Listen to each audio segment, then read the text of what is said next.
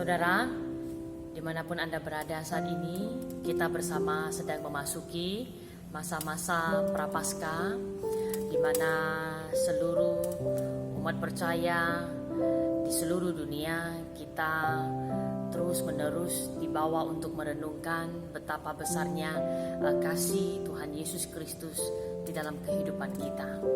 Dan di dalam masa-masa Prapaskah ini, saudara, saya juga mengajak kita bersama untuk merenungkan kalimat-kalimat yang Tuhan Yesus Kristus ucapkan ketika Ia ada di atas kayu salib.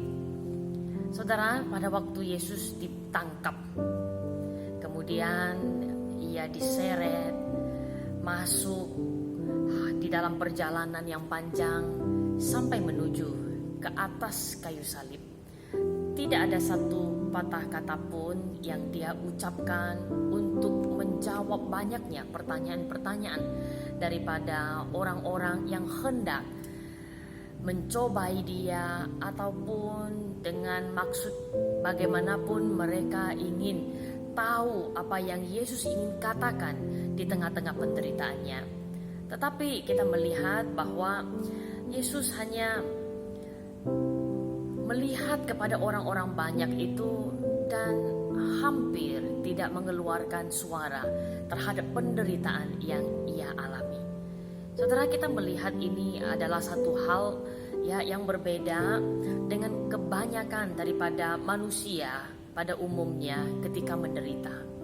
Ada banyak manusia ketika kita menderita, maka kita tidak tahan lagi dan kita mengungkapkan perasaan, luka, kebencian, dendam kita, semua kita ungkapkan. Oleh karena kita ingin dunia tahu bahwa betapa menderitanya kita. Tapi ini berbeda dengan Yesus ketika Dia menghadapi penderitaan. Nah, saudara, ini menunjukkan bahwa Yesus Dia adalah manusia seutuhnya, tetapi Dia berbeda dengan kita, manusia yang berdosa. Nah, kalanya kita ingin sekali menunjukkan kepada dunia bahwa ini loh, aku loh yang paling menderita. Penderitaanku ini melebihi daripada penderitaan orang-orang yang ada di sekitar saya.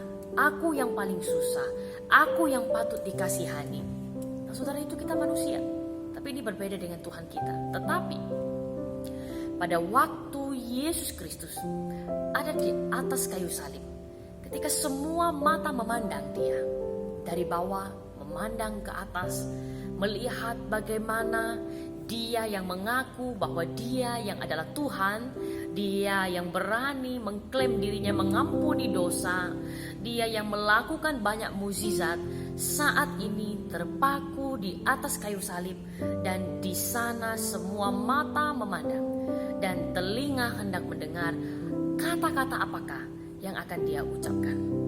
Nah, inilah yang akan kita bahas, saudaraku, tentang ucapan-ucapan Yesus di atas kayu salib yang ada.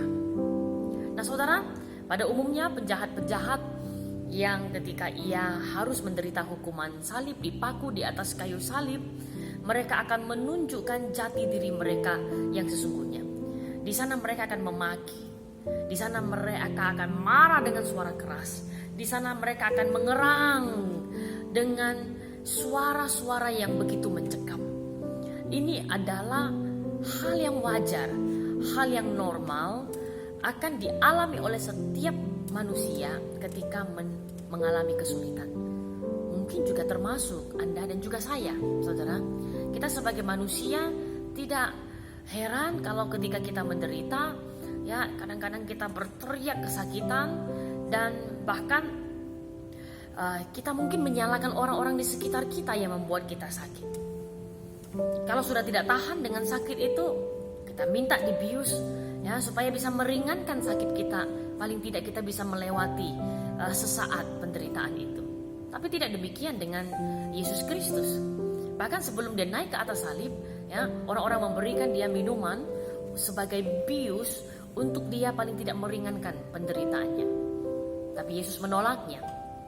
Karena Dia tahu tujuan Dia datang ke dunia ini bukan untuk menikmati dunia ini. Dia tahu tujuan Dia datang ke dunia ini adalah total untuk menanggung penderitaan, kesakitan umat manusia, dosa kejahatan yang tidak akan pernah mampu ditanggung oleh umat manusia, dan dia datang untuk itu. Maka tidak satu kali pun dia ingin lari daripada misinya, panggilannya bagi dunia ini. Dia ingin total memberikan diri sepenuhnya untuk menggenapkan karya rencana Allah menebus dosa umat manusia yang tidak mungkin manusia bisa lakukan itu tanpa mengandalkan Dia. Saudaraku, betapa besar ajaib kasih Allah kita kepada kita, sehingga apa yang tak mampu engkau tanggung, Dia tanggung untukmu dan untukku di atas kayu salib. Dia tahu kelemahanmu dan kelemahanku, sehingga Dia menyelesaikan apa yang tidak mampu kita selesaikan. Dia naik ke atas kayu salib supaya kita tidak perlu menjalani penghukuman yang dimana kita tidak akan pernah mampu menanggungnya. Saudara, tidak ada satu orang pun yang bisa diselamatkan oleh karena perbuatannya.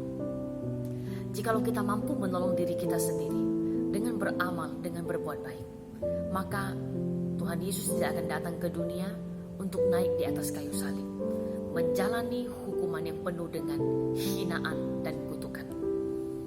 Yesus datang karena Dia tahu bahwa dosa kita tidak akan pernah mampu kita selesaikan dengan cara kita sendiri. Kita mesti mengandalkan Allah yang menjadi manusia, yang datang untuk menggantikan kita.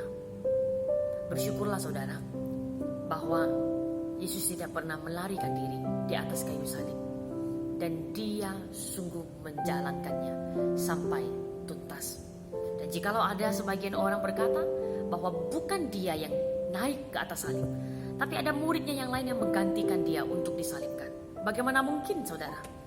Bagaimana mungkin seorang manusia seperti kita naik ke atas kayu salib tanpa mengucapkan kata-kata makian, mengucapkan kata-kata yang penuh dengan amarah, menjalani penghukuman yang begitu berat, di mana seluruh daripada badan yang ada ditumpukan hanya mengandalkan tangan dan juga kaki yang dipaku untuk menumpu seluruh berat badan yang ada. Kesakitan yang luar biasa.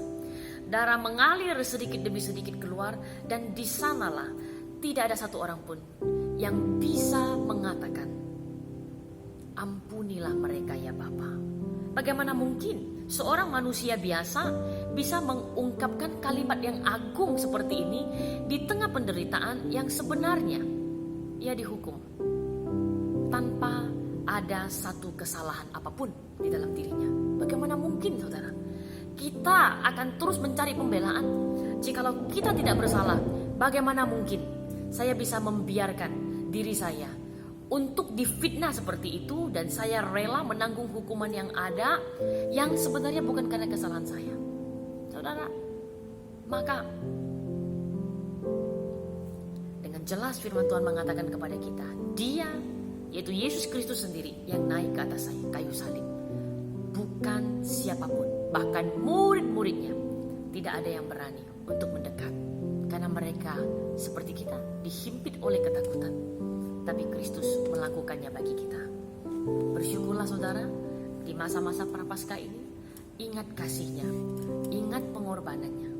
Dan saat ini apapun yang saudara hadapi, apa yang engkau tak dapat tanggung, Yesus telah menanggungnya bagimu dan bagiku.